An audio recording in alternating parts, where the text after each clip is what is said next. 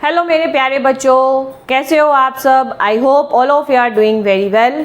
सो आज के वीडियो में हम पढ़ेंगे about excretion, the process of excretion and excretory products and various kinds of excretory organs.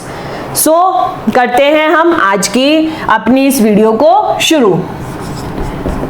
So excretion basically होता क्या है? एक्सक्रीशन होता है कि बॉडी में जितने भी अनवांटेड और बॉडी के अंदर जितने भी हमारे वेस्ट सब्सटेंसेस बनते हैं उनके रिमूवल को कहा जाता है excretion. Removal of them is called excretion. अब एक्सक्रीशन जरूरी क्यों है? क्योंकि हमारी जो बॉडी है, हमारी बॉडी में बहुत सारी बायोकेमिकल प्रोसेसेस होती रहती हैं। अब ये बायोकेमिकल प्रोसेसेस हमने पढ़ा डाइजेशन में कि जब हमारा फूड डाइजेस्ट होता है तो वो छोटे छोटे सब्सटेंसेस में ब्रेक हो जाता है और जो सब्सटेंसेस बॉडी को रिक्वायर्ड होते हैं वो अब्जॉर्ब कर लिए जाते हैं और जो रिक्वायर्ड नहीं होते वो हमारे रिमूव कर दिए जाते हैं। ठीक है, तो जो हमारे substances complete digestion of food से बनेंगे प्लस जो हमारे अमीनो एसिड्स के ब्रेक होने से भी जो हमारे सेवरल सब्सटेंसेस रिलीज होंगे, उन सभी सब्सटेंसेस को प्लस बॉडी के अंदर और भी जितने एक्स्ट्रा सब्सटेंसेस होंगे इन सब के रिमूवल को कहा जाता है एक्सक्रीशन। क्लियर? जितने भी बॉडी में एक्स्ट्रा आयंस हों, चाहे वो हमारे जैसे कई बार हम दवाइयाँ लेते हैं जिन्हें हम कहते हैं ड्रग्स। दवाइयाँ जब हम लेते हैं तो ड्रग्स के भी ब्रेक होने के बाद जो एक्स्ट्रा सब्सटेंसेस हमारे बन जाते हैं उनके रिमूवल को भी हम क्या कहते हैं? एक्सक्रीशन। ठीक है, सो इनका अगर सपोज करो कि ये जो बायोकेमिकल प्रोसेसेस के जो हमारे प्रोडक्ट्स हैं, अगर ये प्रोडक्ट्स हमारी बॉडी में एक्यूमुलेट होने लगे यानी कि इकट्ठे होने लगे तो ये हमारी ही बॉडी के लिए फैटल या फिर यू कैन से हमारी ही बॉडी के लिए डेंजरस हो जाएंगे। क्योंकि हमारे अंदर बेसिकली जितने भी वेस्ट सब्सटेंसेस बनेंगे और एक्सक्रीटरी सब्सटेंसेस बनेंगे, all those are the products of इधर नाइट्रोजन और अमोनिया। वो या तो अमोनिया के प्रोडक्ट्स होंगे या नाइट्रोजन के ही प्रोडक्ट्स होंगे। अगर इनका एक्यूमुलेशन हमारी बॉडी में होने लगे तो ये हमारे ही लिए पॉइजनस साबित होने लगेंगे and it will ultimately leads to several kinds of diseases. क्योंकि हमारी बॉडी में नाइट्रोजनस वेस्ट अगर इकट्ठा होने लगेगा तो बहुत सारी बीमारियां हमें हो जाएंगी, प्लस उन बीमारियों की वजह से कई बार डेथ तक पॉसिबल हो जाती है। So now from this we had studied कि why excretion is important to us and excretion किन का होता है, किस चीज का होता है, एक्सक्रीशन प्रोसेस क्या है, हमने यहाँ पर ये देखा। अब जो एक्सक्रीटरी प्रोडक्ट्स बनते हैं, जितने भी हमारा ये अमीनो एसिड्स की ब्रेकिंग से जितने भी हमारे सब्सटेंसेस बने वो सब हमारे क्या हो जाएंगे? Excretory products.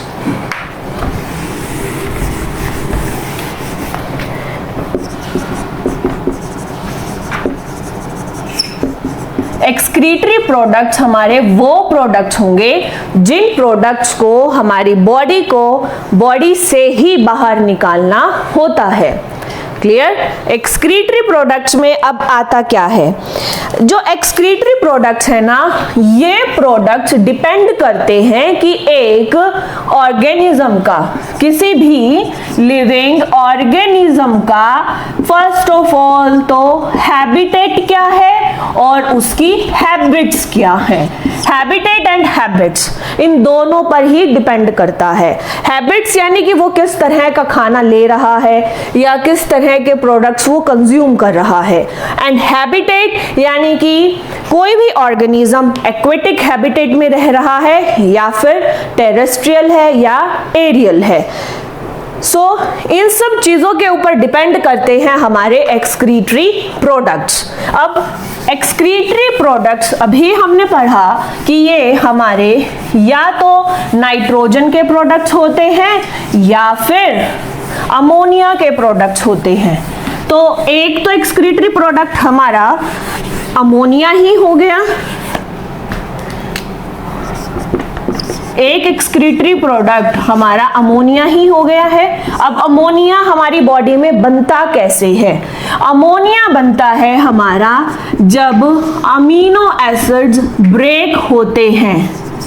अमीनो एसिड्स जब ब्रेक होते हैं तो हमारे बॉडी के अंदर, चाहे वो कोई भी ऑर्गेनिज्म है, चाहे एक्वेटिक है चाहे टेरेस्ट्रियल है, तो कोई भी ऑर्गेनिज्म है उसके अंदर जब अमीनो एसिड्स हमारे ब्रेक होंगे तो वहां पर जो फाइनल प्रोडक्ट होगा वो हमारा होगा अमोनिया। अब अमोनिया कैसे बनेगा?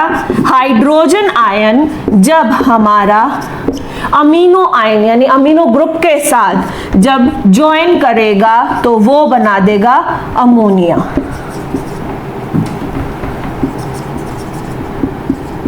ठीक है, this one is amine group. तो इस तरह से हमारे पास बना अमोनिया। अब जो ये अमोनिया होता है, ये अमोनिया बहुत ही वोलेटिलिक नेचर का होता है, यानी कि ये एकदम से ही हमारा मीन्स अमोनिया का कलेक्शन अगर हो जाएगा, यानी अमोनिया अगर हमारी बॉडी में कलेक्ट होने लगेगा तो ये वोलेटिलिक नेचर है इसका, तो ये इमीडिएटली हमारा बॉडी से बाहर निकलना जरूरी होता है। अब जो अमोनिया बना है ये बेसिकली ऐसे ऑर्गेनिजम्स के अंदर बनता है जो कि पानी में रहते हैं, यानी जो भी हमारे एक्वेटिक ऑर्गेनिजम्स हैं उन सब में ammonia as a excretory product बनता है। क्लियर? अब एक्वेटिक ऑर्गेनिजम्स में हमारे स्पॉन्जेस भी आ गए, सिलेंट्रेट्स भी आ गए, फिशेस भी आ गई,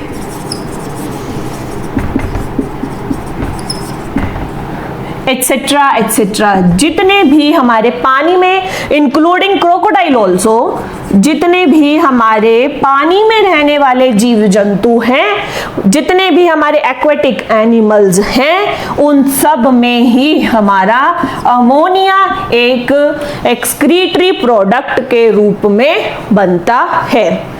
अब जो organisms ammonia as excretory product secrete और रिलीज आउट करती हैं और एक्सक्रीट आउट करते हैं, ऐसे ऑर्गेनिजम्स को हम कहते हैं क्या?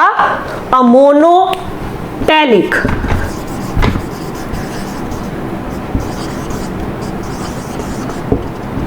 ऐसे ऑर्गेनिजम्स को हम कहते हैं अमोनोटेलिक। अब जो ये अमोनोटेलिक होते हैं ये हैं हमारे वो ऑर्गेनिज्म जो कि ammonia as excretory product secrete करते हैं। क्लियर? अब जो हमारा सेकेंड प्रोडक्ट बनेगा, सेकेंड प्रोडक्ट हमारा होगा अमोनिया का प्रोडक्ट, यानी यूरियोटेलिज्म और यूरिया। सेकेंड होगा हमारा यूरिया। अब यूरिया बनता है दो अमोनिया ग्रुप्स के मिलने से, इनके बीच में बॉन्ड बनने से। जब ये कार्बन डाइऑक्साइड के साथ ये यहाँ बाइंड कर जाएंगे, देन NHCO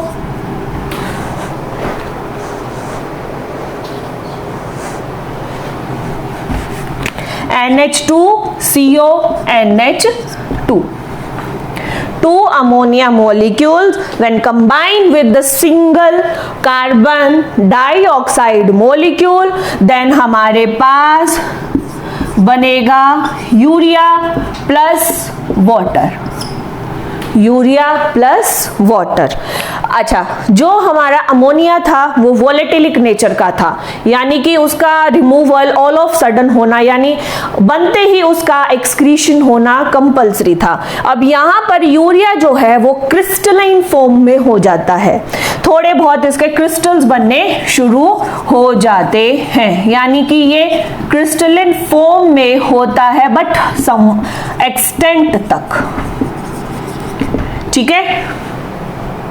अब क्योंकि यूरिया का भी बॉडी में डिपोजिशन होना अच्छी बात नहीं है, तो इसीलिए यूरिया का भी हमारा एक्सक्रीशन होना जरूरी है।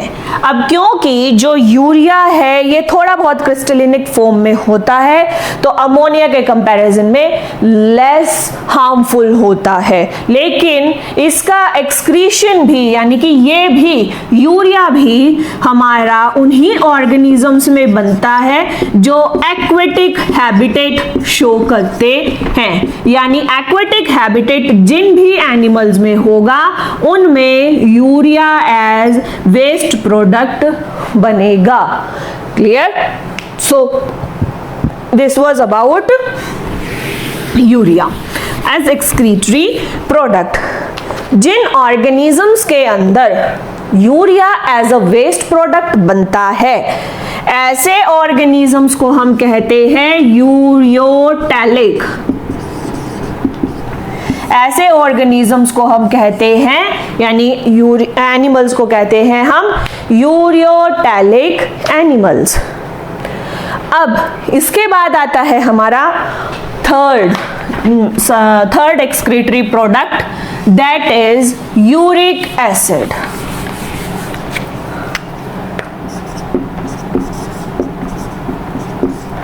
That is uric acid. अब जो ये यूरिक एसिड है, ये यूरिक एसिड हमारा यूरिया से भी थोड़ा सा कॉम्प्लेक्सर होता है। It is complexer than urea. इसमें हमारे सेवरल यूरिया मोलिक्यूल्स मिल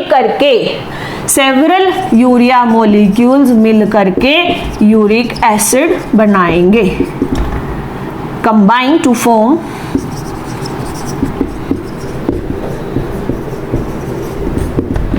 यूरिक एसिड।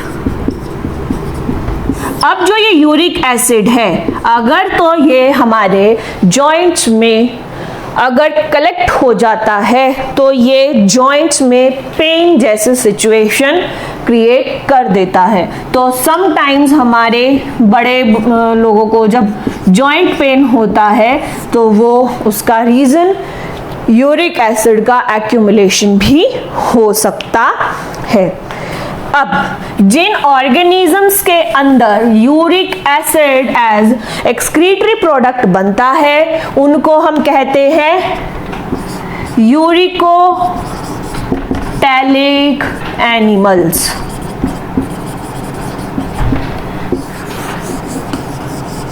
उन्हें हम कहते हैं यूरिकोटैलिक एनिमल्स।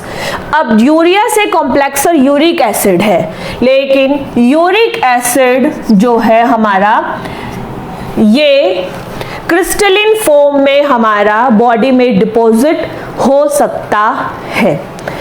ठीक है। So this is all about uric acid, uricotylism, and the important thing that it is formed in animals that have aerial and terrestrial habitats that have the terrestrial habitat, ऐसे organism से यानी ऐसे animals के अंदर ये हमारा होता है, जैसे कि हमारे बर्ड्स हो गए, ह्यूमन बींग्स हो गए और वेरियस जितने भी हमारे एनिमल्स हैं ये सब हो गए। इन सब में क्या बनेगा? Uric acid as waste product. Clear?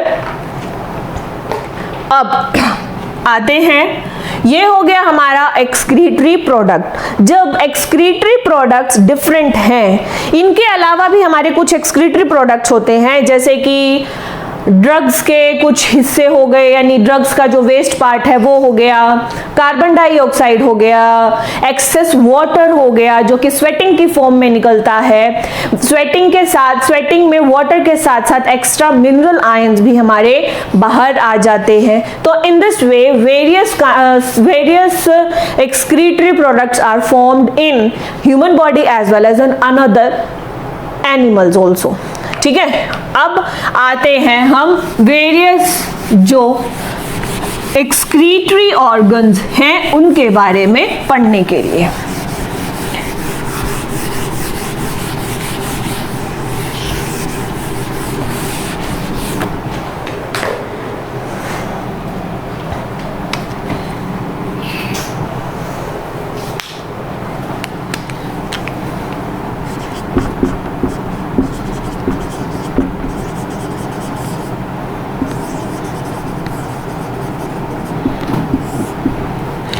Excretory organs, जो हमारे सिंपलर एनिमल्स हैं, जितने भी हमारे सिंपलर एनिमल्स हैं, all those simpler animals use their skin और their epidermis as excretory organ.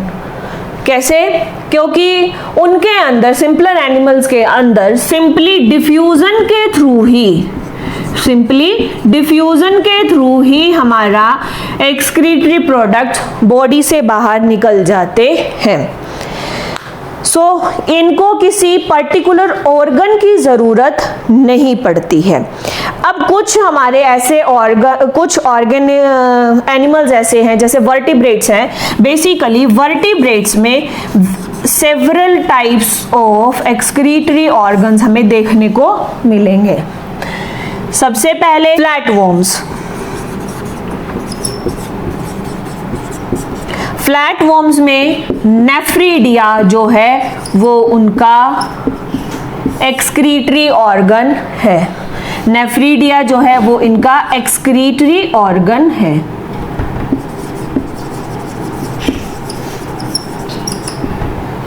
Flatworms. इसके बाद आते हैं हमारे अर्थवर्म्स। अर्थवर्म्स में भी हमारे नेफ्रीडिया ही एक्सक्रीटरी ऑर्गन है। Now coming to arthropods. अगर हम ऑर्थ्रोपोड्स यानी इंसेक्ट्स के बारे में अगर हम बात करें तो इंसेक्ट्स के अंदर Malpighian tubules as excretory organ use करी जाती हैं। Malpighian tubules. Clear? In some crustaceans,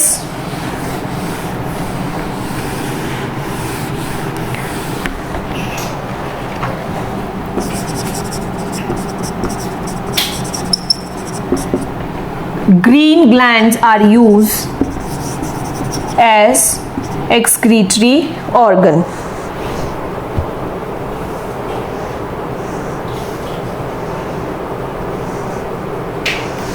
इसके बाद मोलस्क। जितने भी मोलस्क हैं इनके अंदर समवेयर किडनी अपीयर हो जाती है। क्लियर? अब इसके बाद आते हैं हमारे इकाइनोडर्म्स। जितने हमारे इकाइनोडर्म्स हैं, they do not have any special excretory organ, उनके अंदर कोई भी स्पेशल एक्सक्रीटरी ऑर्गन नहीं होता। नाउ कमिंग टू कॉर्डेट्स, तो कॉर्डेट्स में किडनीज डेवलप हो जाती है।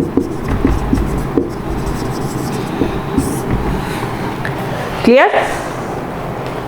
सो यहां तक हम पढ़ चुके हैं about the excretion process, about various excretory products, various excretory organs that are present in various animals.